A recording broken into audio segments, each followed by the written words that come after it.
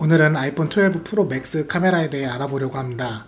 아이폰 12 프로와 카메라 스펙의 차이를 두면서 얼마나 더 좋을까 상당히 궁금했는데 직접 촬영하고 비교해보니 확연하게 느껴지는 부분도 있었고 그렇지 않은 부분도 있었는데 촬영 샘플들과 함께 살펴보겠습니다. 먼저 갤럭시 노트 20 울트라와 간단하게 비교를 해봤는데 사실 광량이 풍부한 주간에는 각 제조사가 추구하는 색감 차이 정도만 느껴질 뿐 좋다 나쁘다를 구분하기 쉽지 않았습니다.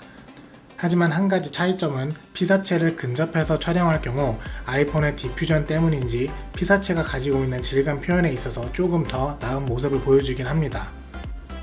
또 예전에는 갤럭시와 아이폰의 색감 차이가 컸는데 아이폰의 색감이 과해진 건지 갤럭시의 색감이 차분해진 건지 모르겠지만 색감 차이도 예전보다는 심하게 느껴지지 않았습니다.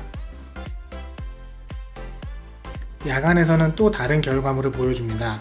주간에 느끼지 못했던 색감 차이가 느껴지고 바닥이나 벽, 나무의 질감을 날려버리는 갤럭시 노트 20 울트라에 비해 아이폰 12 프로 맥스는 질감을 확실히 눈으로 볼 수 있었습니다. 하지만 아이폰 12 프로 맥스 촬영 결과물에서 렌즈 플레어 현상을 유독 심하게 볼 수 있었는데 물리적으로는 어쩔 수 없지만 이걸 최대한 없애는 것이 기술이라고 생각합니다. 다음 아이폰에선 개선됐으면 합니다. 영상은 사진과 또 다른 결과물을 보여줍니다. 촬영 직후 후보정이 들어가는 사진과는 다른데 영상에서 표현하는 색감에선 아이폰에 손을 들어주고 싶습니다. 밝고 어두움을 잘 표현했고 전체적인 색감도 실제 눈으로 보는 것과 흡사하면서 선명한 색감을 보여주고 있는데 더 중요한 건 OIS입니다. 센서 시프트가 탑재된 아이폰 12 프로와 엄청난 차이를 보여주는데 비교 대상이 아니라고 생각합니다. 제가 살고 있는 아파트 단지 입구인데 과속 방지를 위해 바닥이 엄청 울퉁불퉁합니다. OIS 비교는 이 영상 하나로만 해도 그냥 끝난 듯 싶습니다.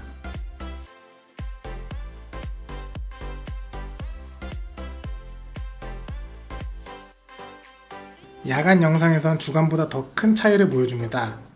물론 아이폰 12 프로 맥스는 엄청난 플레어 현상을 보여준다는 단점이 있는데 이 부분을 제외하고 전체적인 색감과 질감 표현을 보면 갤럭시 노트 20 울트라보다 훨씬 더 좋은 결과물을 보여줍니다.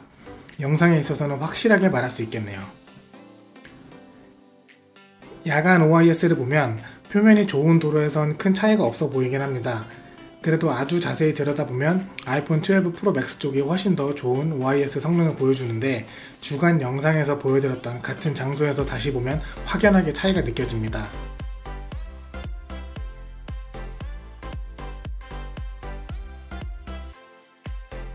아이폰 12 프로와 아이폰 12 프로 맥스는 센서 크기의 차이가 있지만 광량이 풍부할 경우엔 큰 차이를 느낄 수 없었습니다. 그래도 확실한 건 아이폰 12 프로 맥스가 질감을 표현하는 디테일에서 더 좋은 모습을 보여주고 초점 거리가 늘어난 2.5배 망원 렌즈 덕분에 같은 망원이라도 다른 느낌의 사진을 보여주면서 기존보다 더 망원 렌즈다운 결과물을 보여줍니다.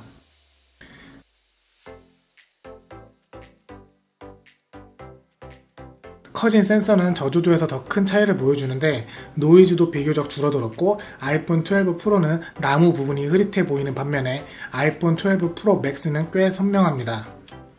그리고 다이나믹 레인지도 좋아져 안부 표현에 있어서 훨씬 더 좋은 결과물을 보여주고 있습니다. 아이폰 12에서 볼 수 없었던 디테일을 아이폰 12 프로 맥스에서는 확실히 보여주고 있는데 하늘을 표현하는 색감 자체에서도 차이가 느껴집니다. 야간 사진 샘플을 계속 보면서 느낀 게 아이폰 12 프로 맥스는 어떤 상황에서든 피사체의 색상을 최대한 강조하려는 모습입니다. 빨간 것은 더 빨갛게, 파란 것은 더 파랗게 말입니다.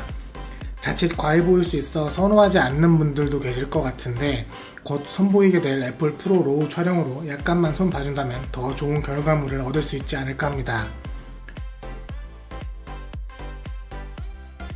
같은 제조사의 카메라이기 때문에 사진에서 보여주는 정도의 차이를 그대로 영상에서도 볼 수 있었습니다.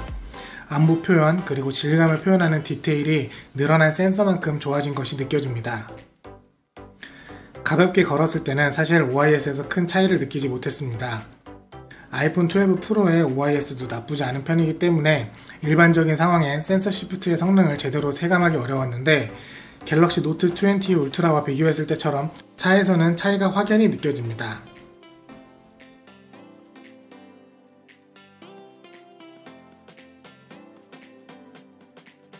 그리고 야간 촬영에선 센서 시프트 외에도 기본적인 품질에서도 차이가 느껴졌습니다. 오히려 사진보다 영상에서 커진 센서를 체감할 수 있었는데 역시 센서 크기가 깡패라는 말이 괜히 있는 말이 아닌 것 같습니다.